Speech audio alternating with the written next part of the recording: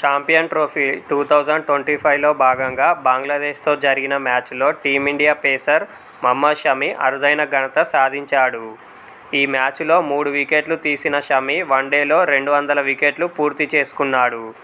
బంతుల పరంగా అత్యంత వేగంగా 200 వన్డే వికెట్లు తీసిన బౌలర్గా షమి రికార్డు నెలకొల్పాడు. షమికి 200 వికెట్లు తీసేందుకు 5,126 బంతులు అవసరమయ్యాయి. షమికి ముందు ఈ రికార్డు మిచెల్ స్టార్క్ పేరిట ఉంది. స్టార్క్ 5,240 బంతుల్లో 200 వన్డే వికెట్ల మైలురాయిని తాకాడు. మ్యాచుల ప్రకారం చూస్తే షమి మిచెల్ స్టార్క్ తర్వాత అత్యంత వేగంగా 200 వికెట్ల వన్డే మైలురాయిని తాకిన బౌలర్గా రికార్డులోకి ఎక్కాడు.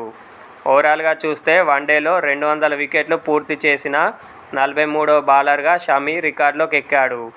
భారత్ తరపున ఈ ఘనత సాధించిన 8వ బౌలర్గా నిలిచాడు.